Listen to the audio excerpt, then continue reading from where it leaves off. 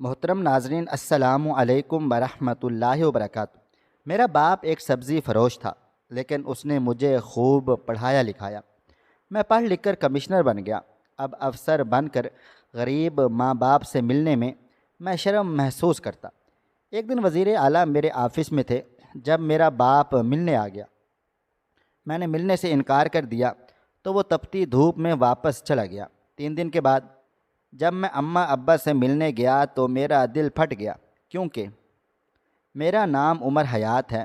میرے باپ سبزی بیچنے کا کام کرتا تھا اور ہمارا تعلق ایک ایسے خاندان سے تھا جسے ہمارے علاقے میں کوئی عزت کی نگاہ سے نہیں دیکھتا تھا۔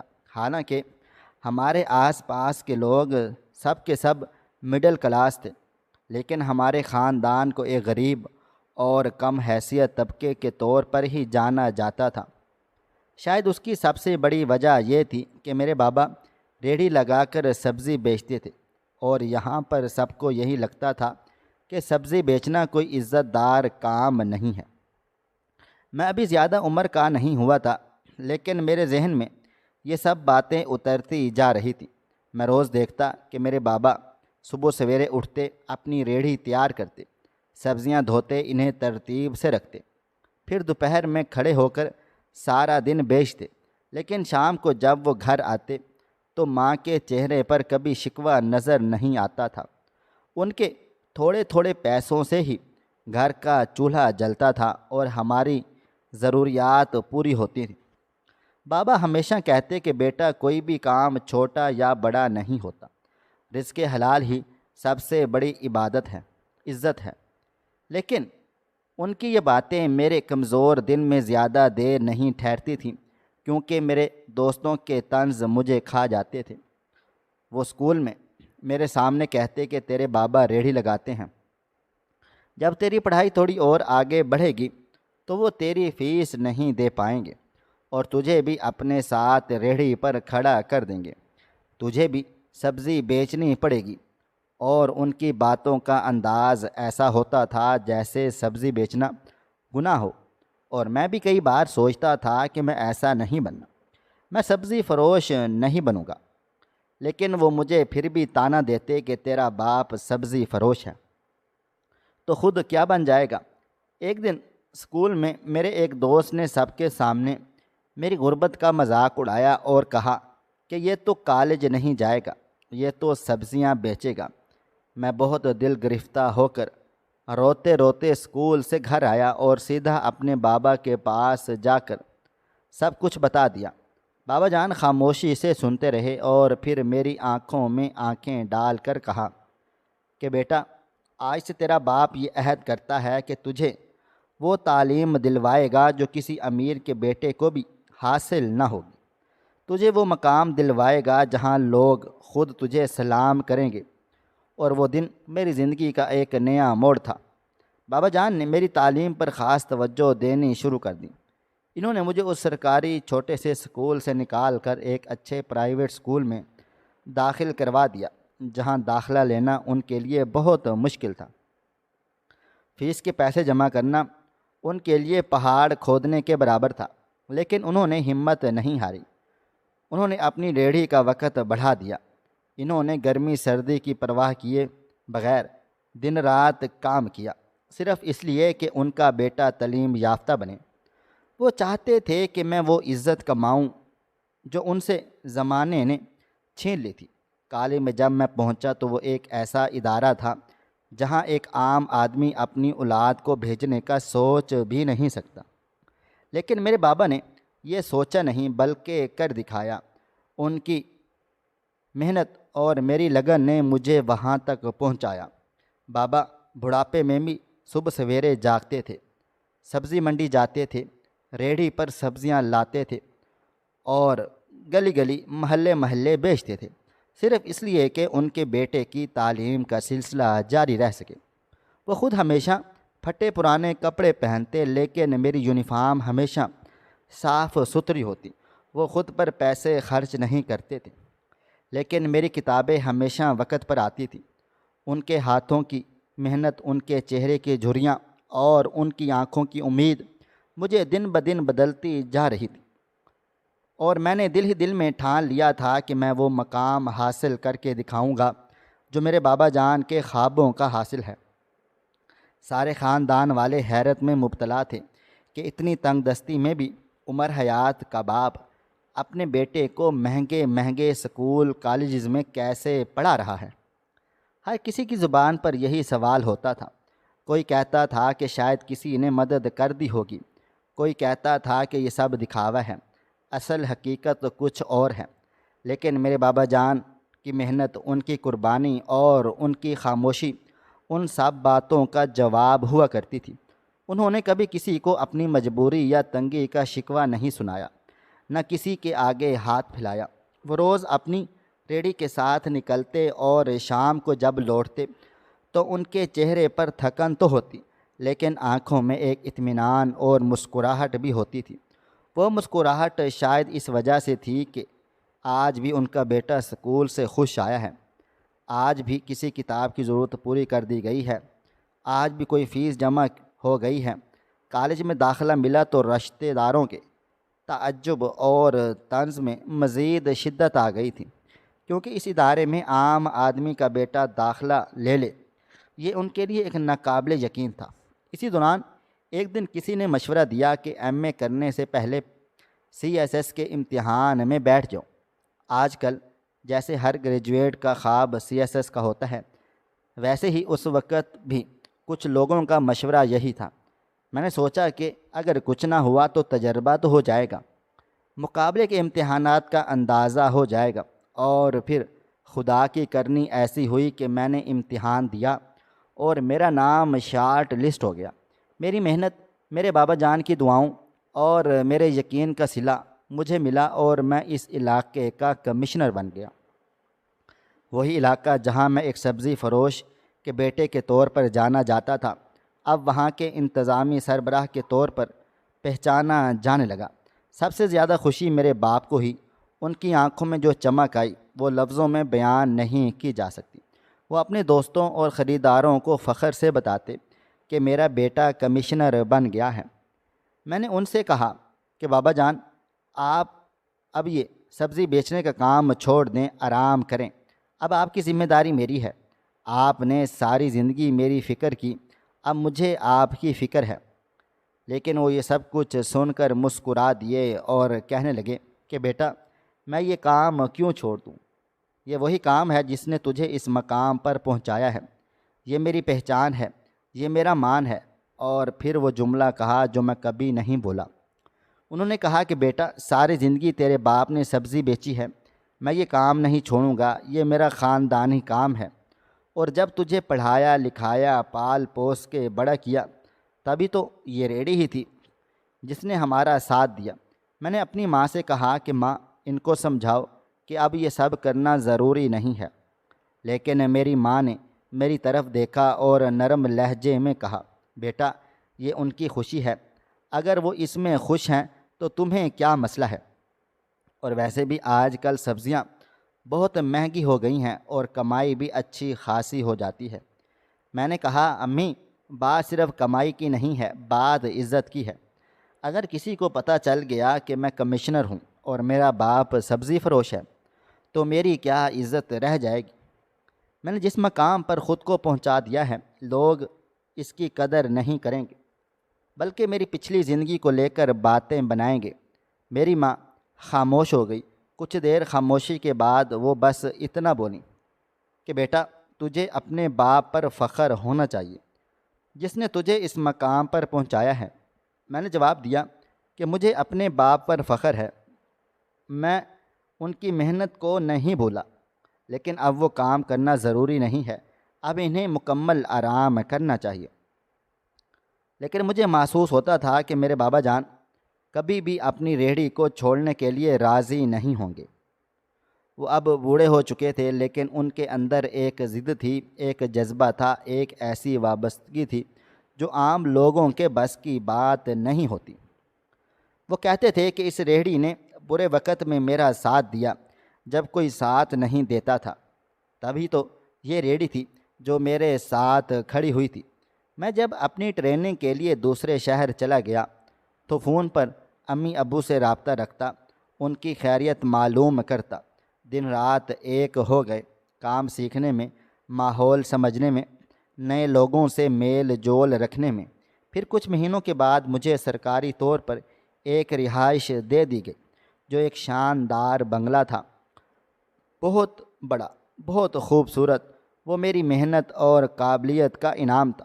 جب میں پہلی بار اس بنگلے میں داخل ہوا تو میری آنکھوں کے سامنے وہ منظر گھوم گیا، جب میرے بابا جان دھوپ میں سبزیاں بیچتے تھے، جب میرے پاس جوتے نہیں ہوتے تھے، جب میں روتے ہوئے اسکول سے آتا تھا اور بابا جان میرے سر پر ہاتھ رکھ کر کہتے تھے کہ بیٹا تو ایک دن بڑا آدمی بنے گا، اور اس دن مجھے وہی ہاتھ یاد آئے۔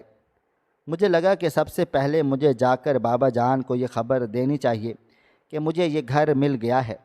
لیکن پھر میرے دل میں یہ خیال آ گیا کہ جب میں اس بنگلے میں رہنے لگوں گا اور میرے بابا جان اسی بنگلے سے ریہڑی لے کر باہر نکلیں گے تو لوگوں کی نظریں کیا کہیں گی، ان کے ذہنوں میں کیا خیال آئے گا؟ لوگ کہیں گے کہ کمشنر کا باپ آج بھی سبزی بیچتا ہے۔ میں نے دل ہی دل میں فیصلہ کر لیا کہ میں اپنے ماں باپ کو ابھی بنگلے میں نہیں بلاؤں گا۔ میں نے ان سے جھوٹ بول دیا کہ ابھی مجھے رہائش نہیں ملی۔ میں عارضی طور پر سرکاری مہمان خانے میں ٹھہرا ہوا ہوں، جبکہ حقیقت یہ تھی کہ میں شہر میں آ چکا تھا۔ میں اس بنگلے میں منتقل ہو چکا تھا۔ میری فائلیں میز پر رکھی جا چکی تھیں۔ میرے ماتحت افسران میرے انتظار میں کھڑے ہوتے تھے۔ میں دفتر جاتا، اپنی ذمہ داریاں نبھاتا، لوگوں کے مسئلے مسائل سنتا اور خود کو ایک کامیاب محسوس کرتا۔ لیکن دل کے کسی کونے میں ایک خلش سی تھی، ایک ادھوری سی خواہش تھی، خوشی تھی، جو اس وقت مکمل نہیں ہو سکتی تھی جب تک میرے بابا میری زندگی کے اس نئے باب میں میرے ساتھ شریک نہ ہوتے۔ مجھے اتنی زیادہ عزت مل رہی تھی کہ میں کیا بتاؤں۔ آخر میں علاقے کا کمشنر تھا، لوگ میرے آگے پیچھے پھرتے تھے، سلام ٹھوکتے، میری گاڑی کے پیچھے بھاگتے تھے۔ مجھے سرکاری گھر ملا ہوا تھا، سرکاری گاڑی، نوکر چاکر، خانسامہ، چوکیدار، سب میرے ماتحت تھے، اور وہ گھر کسی محل سے کم نہ تھا۔ دیواروں پر قیمتی پینٹنگز، صوفوں کی گدیوں پر ریشمی کپڑے، کھڑکیوں پر نفیس پردے، اور ہر کمرے میں ایئر کنڈیشنز لگا ہوا تھا۔ میں اس سب میں خود کو کسی بادشاہ سے کم نہیں سمجھتا تھا۔ زندگی جیسے میرے قدموں میں تھی۔ میں جب دفتر سے واپس آتا تو نوکر میرے جوتے اتارتے، میرے کپڑے تبدیل کرواتا، خانسامہ میرے لیے کھانے پینے کی چیزیں تیار کرتا، میں جو مانگتا وہ منٹوں میں لا کے دیتا۔ کبھی دل کرتا تو آدھی رات کو آئس کریم کھانے کا کہتا، وہ بھی آ جاتی تھی۔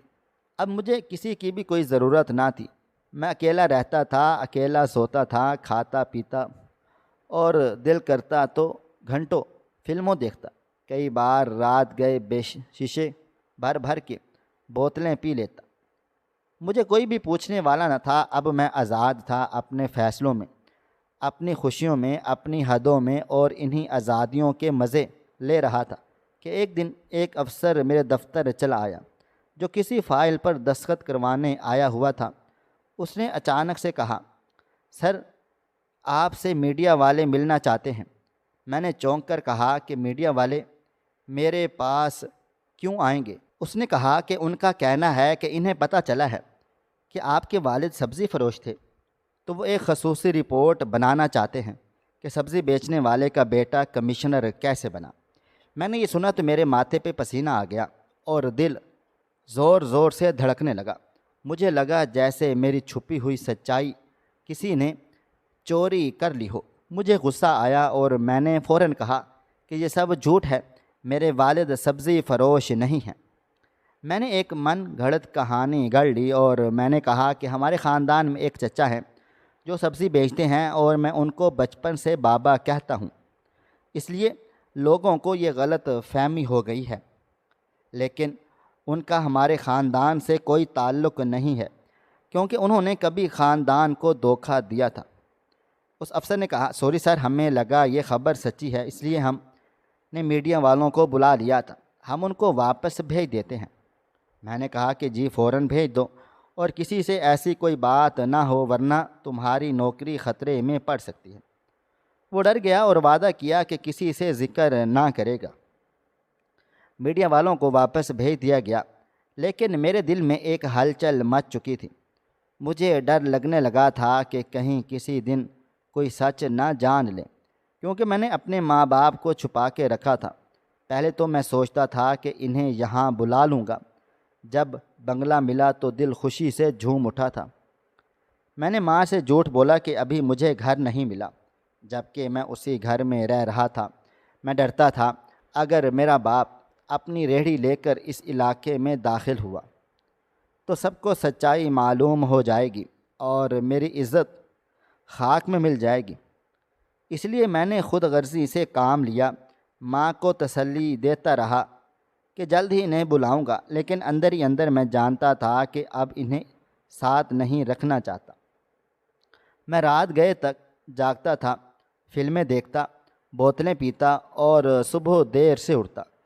میں نے آزاد زندگی کو اپنی حقیقت بنا لیا تھا، اور اب ماں باپ کی موجودگی مجھے بوجھ لگنے لگی تھی۔ ماں فون کرتی تو کہتی، بیٹا کب آ رہا ہے؟ ہم تیری راہ دیکھ رہے ہیں۔ میں کہتا کہ کوشش کر رہا ہوں کہ گھر مل جائے، لیکن ابھی کچھ وقت لگے گا۔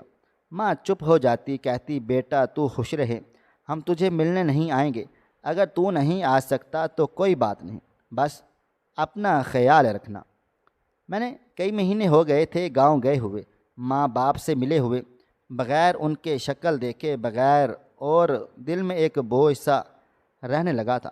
لیکن میں ہر بار خود کو تسلی دیتا کہ میں نے جو اپنے مقام کے لیے کیا، اب میں کمشنر ہوں اور میری عزت میری اولین ترجیح ہے۔ میں نے جو قربانیاں دی ہیں وہ اپنے مستقبل کے لیے دی ہیں، لیکن پھر بھی دل میں کچھ نہ کچھ خلش باقی تھی، جیسے کوئی سایہ ہو جو ہر وقت میرے ساتھ ساتھ چلتا ہو، اور جب میں تنہائی میں ہوتا ہوں تو یہی سایہ مجھے گھیر لیتا ہو اور مجھ سے سوال کرتا، کیا تم نے سچ میں کامیابی حاصل کی ہے یا صرف اپنے اصل کو جھٹلا کے آگے بڑھ گئے؟ کیا تمہیں فخر ہے کہ تم نے اپنے والد کی ریڑھی سے انکار کیا جو تمہیں اس مقام تک لے آئی تھی؟ کیا وہ عزت جو تم نے کمائی ہے وہ اس سچ سے بڑی ہے جسے تم نے دفنا دیا ہے؟ لیکن میں ان سوالوں سے بچتا تھا، انہیں نظر انداز کر دیا کرتا تھا، خود کو مصروف رکھتا تھا تاکہ ضمیر کی آواز نہ سنائی دے، اور زندگی اس طرح سے چلتی رہی، یہاں تک کہ پھر ایک دن کچھ ایسا ہوا جو مجھے جھنجھوڑ کے رکھ گیا تھا۔ اس دن سورج جیسے آگ برسا رہا تھا، ہوا تھم چکی تھی اور در و دیوار تپ رہے تھے، پسینہ جسم سے بہہ بہہ کر زمین میں جذب ہو رہا تھا۔ صبح کے وقت ماں کا فون آیا، آواز میں گھبراہٹ تھی، جیسے کچھ کہنا چاہتی ہوں۔ میں نے سنا بھی نہیں، بس کہہ دیا کہ مصروف ہوں، بعد میں بات کرتا ہوں۔ اس کی پوری بات سنے بغیر فون کاٹ دیا۔ دوبارہ کال نہ آئی، کیونکہ میرا ذہن مکمل طور پر وزیر اعلیٰ کے دورے پر لگا ہوا تھا، جو آج ہمارے دفتر تشریف لا رہے تھے۔ ان کے ساتھ اعلیٰ افسران کا قافلہ بھی تھا۔ دفتر کی صفائی، نئے پردے، گلدان، سب کچھ بدلا جا چکا تھا۔ میں اپنے کمرے میں وزیر اعلیٰ کے ساتھ بیٹھا ہوا تھا جب اچانک پی این اندر آیا اور کان میں آہستہ سے بولا، سر، باہر کوئی بزرگ آئے ہیں، کہہ رہے ہیں کہ آپ کے والد ہیں، آپ سے ملنا چاہتے ہیں۔ میرے جسم میں جیسے ایک جھٹکا لگا تھا، ماتھا پسینے سے بھر گیا، دل کی دھڑکنیں تیز ہو گئیں۔ میں نے نظریں وزیر اعلیٰ کی طرف دوڑائیں اور سوچا کہ اگر ان کے سامنے بابا آ گئے تو کیا ہوگا۔ ان کا پرانا لباس، پسینے سے بھیگا چہرہ، جھریوں سے بھرا ہوا، شخصیت ایسی کہ کوئی بھی پہچان جائے کہ وہ کس طبقے سے تعلق رکھتے ہیں۔ میں نے فوراً سے پی این سے کہا کہ انہیں کہہ دو کہ صاحب یہاں نہیں ہیں، وہ چلے گئے ہیں۔ میں نے یہ بھی نہ کہا کہ انہیں بٹھا لو، پانی پوچھ لو، تھوڑی دیر انتظار کرا لو، صرف اتنا کہا کہ واپس بھیج دو۔ سخت گرمی تھی، باہر چھاؤں کا ایک گوشہ بھی میسر نہ تھا۔ پی این باہر گیا اور تھوڑی دیر کے بعد واپس آ کر بتایا کہ وہ چلے گئے ہیں۔ میں نے سر ہلا دیا اور پھر دوبارہ وزیر اعلیٰ کی طرف متوجہ ہو گیا تھا، جیسے کچھ ہوا ہی نہ ہو۔ لیکن دل میں ایک عجیب سا احساس ہوا، جیسے اندر کچھ مر سا گیا ہو۔ لیکن میں نے اپنے احساسات کو دبا دیا اور سارا دن اس ملاقات میں گزارا۔ شام کو سوچا تھا کہ فون کر کے بتا دوں گا کہ آج بہت مصروف تھا، اگر کچھ کہنا تھا تو میں گاؤں آ جاتا، لیکن نہ فون کیا، نہ پیغام بھیجا، نہ خیریت پوچھی۔ میری زندگی میں سب کچھ اتنا بدل چکا تھا، اپنے ماں باپ کے لیے وقت نہ نکال سکا۔ دن گزرتے گئے، ہفتے ہونے کو آیا اور ماں کی طرف سے بھی کوئی پیغام نہ آیا، نہ فون، نہ کوئی شکوہ، نہ کوئی دعا۔ میری حیرت بڑھنے لگی۔ میں سوچنے لگا کہ آخر کیا ہوا ہے، وہ تو روز روز فون کرتی تھی۔ جب ایک دن دل میں عجیب سی بے چینی ہوئی اور میں نے فیصلہ کیا کہ خود گاؤں جا کر دیکھتا ہوں۔ جب گاؤں پہنچا تو جیسے میلہ لگا ہوا تھا، لوگ میرے استقبال کو آئے، مجھے گلے لگایا، دعائیں دی کہ ہمارے گاؤں کا بیٹا آج افسر بن گیا ہے۔ لوگ مجھے فخر سے دیکھ رہے تھے اور خوشی خوشی ہاتھ ملا رہے تھے، لیکن ان سب کے بیچ ایک شخص نے عجیب بات کہہ دی۔ اس نے کہا، بیٹا، اللہ تعالیٰ تمہیں صبر دے۔ میں چونک گیا۔ یہ سن کر کے صبر کیوں؟ میرا کون سا نقصان ہوا ہے؟ میری زندگی تو پہلے سے زیادہ کامیاب ہو گئی ہے، عزت، دولت، رتبہ، سب کچھ ملا، پھر صبر کی دعا کیوں دی گئی؟ میں خاموش رہا اور دل میں سوچتا رہا۔ پھر جب میں گھر میں داخل ہوا تو اماں سامنے بیٹھی تھیں۔ میں نے سلام کیا تو اس نے کوئی جواب نہ دیا، میری طرف نہ دیکھا، جیسے میں اجنبی ہوں۔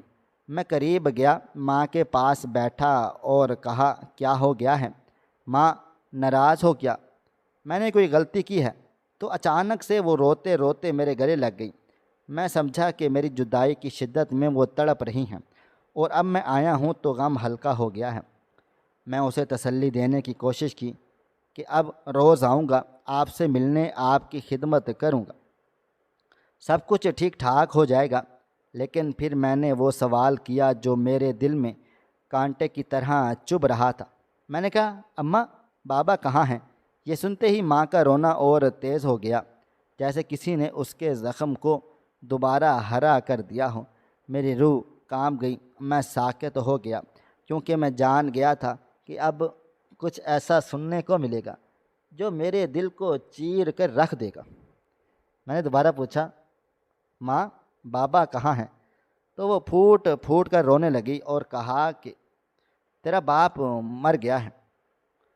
تیرا باپ اس دن آیا تھا تو اس سے ملنے کے لیے، جب واپس لوٹا تو دھوپ کی شدت برداشت نہ کر سکا، سڑک کنارے بے ہوش ہو گیا۔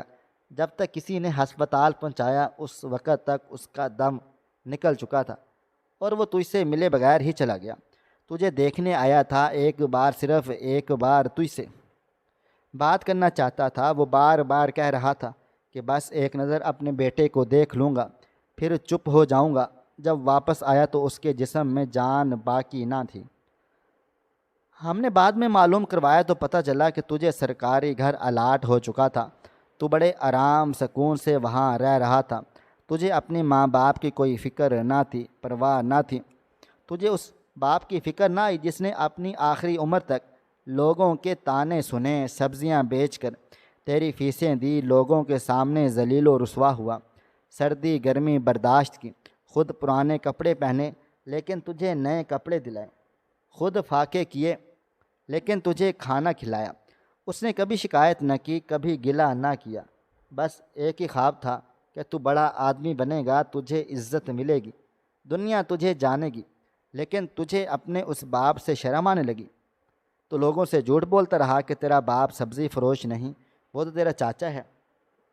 صرف اس لیے کہ لوگ تیری عزت نہ اڑائیں، تو ہم پہ شرمندہ تھا، ہمیں ماننے سے انکاری تھا، تو نے ہم پہ فخر محسوس کرنا چھوڑ دیا۔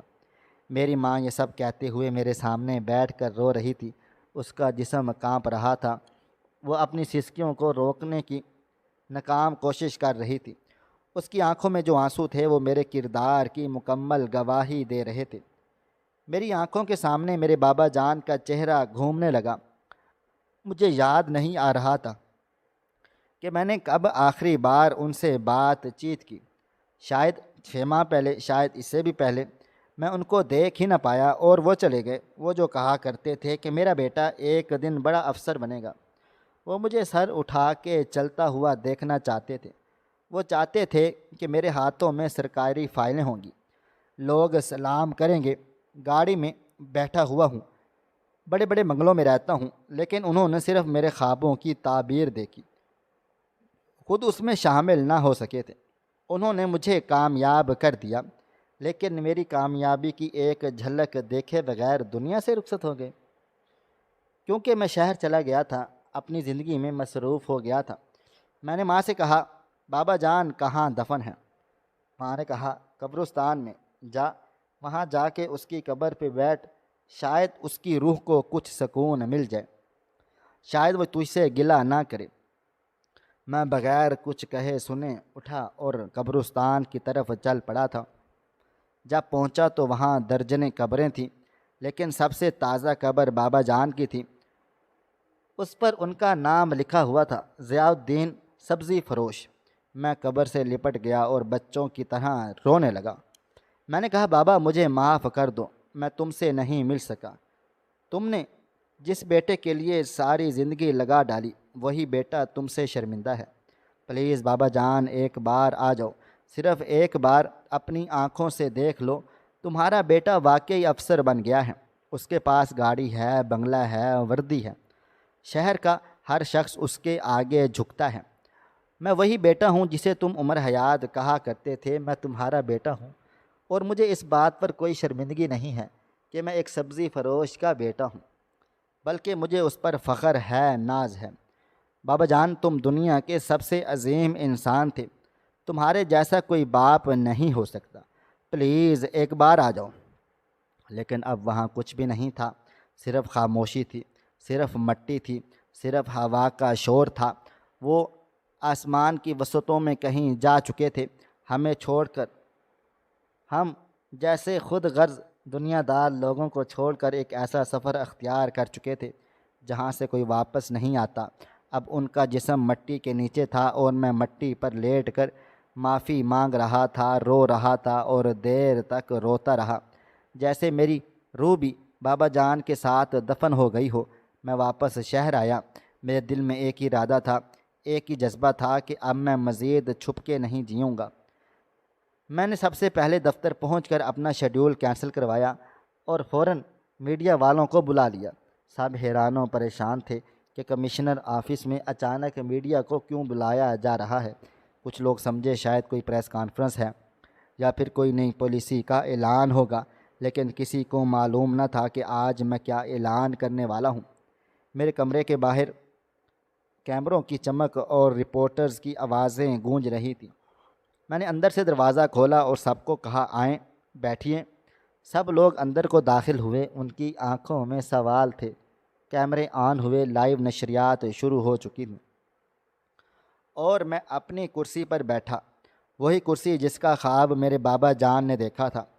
میں نے نم آنکھوں کے ساتھ مائک کی طرف دیکھا اور کہا کہ آج آپ سب کے سامنے اپنی اصلیت بتانا چاہتا ہوں۔ ہاں، میں ضیاء الدین کا بیٹا ہوں، وہی ضیاء الدین جو سڑک کنارے سبزی کا ٹھیلا لگاتا تھا، جو روزانہ صبح اندھیرے میں سبزی منڈی جاتا تھا اور دن بھر دھوپ بارش برداشت کر کے سبزیاں بیچتا تھا تاکہ اپنے بیٹے کو پڑھا لکھا سکے، تاکہ وہ دن آئے کہ اس کا بیٹا کسی بڑے عہدے پر پہنچے۔ میرے بابا جان نے اپنے خوابوں کو میرے لیے قربان کر دیا، اپنی ہر خواہش دبا ڈالی۔ کبھی نیا کپڑا نہ پہنا، کبھی اچھا کھانا نہ کھایا، لیکن میری یونیورسٹی کی فیس وقت پر ادا کی، میرے ہاسٹل کے خرچے وقت پر بھیجے، میری کتابوں کے لیے پیسے جوڑے اور خود راتوں کو کھانس کھانس کر گزر بسر کی۔ لیکن میں نے کیا کیا؟ میں نے ان کے وجود سے شرمندگی محسوس کی، میں نے ان کے نام کو چھپا دیا۔ میں نے لوگوں کو کہا کہ ضیاء الدین میرا چاچا ہے، میں کسی غریب سبزی فروش کا بیٹا نہیں۔ میں نے اپنے باپ کی شناخت سے انکار کر دیا۔ میں نے ان کی محنت کو اپنی کامیابی کی سیڑھی تو بنا دیا، لیکن ان کا نام اپنے تعارف سے نکال دیا۔ وہ ایک دن مجھ سے ملنے شہر آئے تھے، میں گھر میں تھا لیکن میں نے اندر نہیں بلایا۔ میں نے کہا کہ میں مصروف ہوں۔ وہ دھوپ میں کھڑے رہے، واپس لوٹے تو سڑک پر گر گئے تھے۔ ہسپتال پہنچنے سے پہلے ہی ان کا دم نکل گیا تھا۔ وہ مجھ سے ملے بغیر پاکستان واپس چلے گئے۔ میں نے ان کا آخری دیدار نہ کر سکا۔ میری ماں نے جب مجھ سے یہ سب کہا تو میرا سینہ پھٹ گیا، میری آنکھیں چھلک گئیں، میری روح کانپ اٹھی اور مجھے محسوس ہوا میں اس کرسی کا حقدار نہیں ہوں، میں اس کامیابی کے لائق نہیں ہوں جو ایک ایسے باپ کی قربانیوں پر قائم ہو جس کو میں نے آخری لمحوں میں دروازے پر کھڑا چھوڑ دیا۔ میں بابا جان کی قبر پر چلا گیا، ان سے لپٹ کر روتا رہا، ان سے معافیاں مانگتا رہا، لیکن وہ نہیں آئے، وہ خواب میں بھی نہیں آتے، کیونکہ میں نے ان کی زندگی کی کمائی، ان کی عزت، ان کی چاہت سب کو ٹھکرا دیا تھا۔ میں چاہتا ہوں کہ ایک بار وہ خواب میں آ جائیں، مجھے دیکھیں، میرے سر پر ہاتھ رکھیں، لیکن وہ نہیں آتے۔ شاید کہ ان کا دل ٹوٹ گیا ہے، شاید میری حرکتوں نے ان کی روح کو بھی زخمی کر دیا ہے، اور اب میں چاہوں بھی تو انہیں واپس نہیں لا سکتا۔ کاش میں اس دن ان سے مل لیتا، کاش میں انہیں اندر بلا لیتا، ان کی آنکھوں میں خوشی دیکھ لیتا تو شاید ان کی روح کو سکون مل جاتا۔ لیکن میں نے ان کی آخری خواہش بھی پوری نہ کی، ان کے خواب ان کے سینے میں ہی دفن ہو گئے، اور میرے پاس اب کچھ بھی نہیں رہا۔ میرے لیے اب کوئی خواب معنی نہیں رکھتے، میں خوش ہو ہی نہیں سکتا جب دل میں ایک ایسا پچھتاوا ہو جو عمر بھر ساتھ رہے گا۔ مجھے معلوم ہے کہ میں کبھی خوشی محسوس نہیں کر سکوں گا، کیونکہ میں نے زندگی کی سب سے قیمتی ہستی کو اندیکھا کیا، ان کی قربانیوں کا مذاق اڑایا۔ آج میں اس لیے سب کے سامنے اپنی کہانی سناتا ہوں تاکہ کوئی اور بیٹا ایسی غلطی ہرگز نہ کرے، کوئی اور شخص اپنے ماں باپ سے شرمندہ نہ ہو۔ میں چاہتا ہوں کہ میرے آنسو دیکھ کر اگر کسی کا دل بدل جائے، کوئی شخص جو آج اپنے ماں باپ سے شرماتا ہے، کل ان کے قدموں میں بیٹھ کر فخر سے کہے کہ یہ میرے ماں باپ ہیں۔ میں چاہتا ہوں کہ ہر بچہ یہ سمجھے کہ میں ماں باپ کی عزت کبھی کم نہیں ہوتی، ان کا پیشہ کچھ بھی ہو، وہ بڑے عہدے پر ہوں یا ایک معمولی سا کام کاج کرتے ہوں، وہ تمہاری زندگی کی بنیاد ہوتے ہیں۔ ان کی محنت تمہارے خوابوں کو حقیقت بنا دیتی ہے۔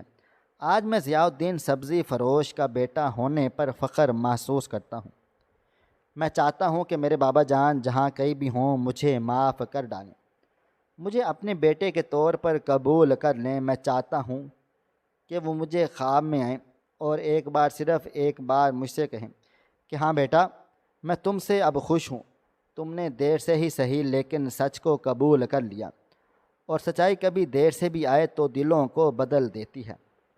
میں آج آپ سب کو کہنا چاہتا ہوں کہ اگر آپ کے ماں باپ زندہ ہیں تو ان کی خدارہ قدر کر لیں، ان کو سینے سے لگائیں، ان سے شرمندہ نہ ہوں، ان پر فخر کریں، کیونکہ دنیا کی کوئی بھی کامیابی اس وقت تک معنی نہیں رکھتی جب تک آپ کا ضمیر آپ کو ملامت کرے۔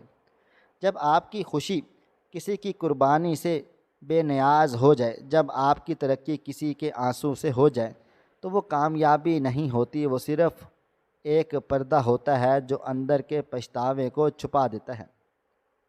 ماں باپ وہ چراغ ہوتے ہیں جو خود جل کے ہماری زندگیوں کو روشن کر دیتے ہیں۔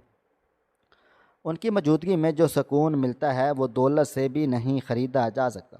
آخر میں سب لوگوں سے یہی کہنا چاہتا ہوں کہ فخر کرو اپنے والدین پر، چاہے وہ کسی بھی پیشے سے وابستہ ہوں، کیونکہ وہ تمہاری سب سے بڑی غلطی پہچان جاتے ہیں کہ جو شخص اپنی پہچان سے شرمندہ ہو وہ دنیا میں کچھ بھی پالے، اندر سے ہمیشہ خالی ہی رہتا ہے۔ محترم ناظرین، آپ کو ہماری آج کی کہانی کیسی لگی؟ کمنٹ باکس میں اپنی رائے کا اظہار ضرور کریں۔ خواہش صرف اتنی ہے کہ کچھ الفاظ لکھوں جس سے کوئی گمراہی کے راستے پہ جاتے جاتے رک جائے، اور نہ بھی رکے تو سوچ میں ضرور پڑ جائے۔ پیارے دوستو، امید کرتا ہوں کہ آپ کو یہ ہماری کہانی پسند آئی ہوگی۔ کہانی پسند آئی ہو تو اس ویڈیو کو لائک کریں، کومنٹس کریں، شیئر کرنا بالکل بھی نہ بھولیں، اور ہاں، اگر آپ لوگ اس چینل پر نئے ہیں تو اس چینل کو سبسکرائب ضرور کر لیں اور نوٹیفیکیشن کو ضرور دبا دیں تاکہ آنے والی کہانی سب سے پہلے آپ کو مل سکے۔ ملتے ہیں کل ایک نئی اور دلچسپ کہانی کے ساتھ، تب تک اپنا ڈھیر سارا خیال رکھیے گا۔ اللہ حافظ۔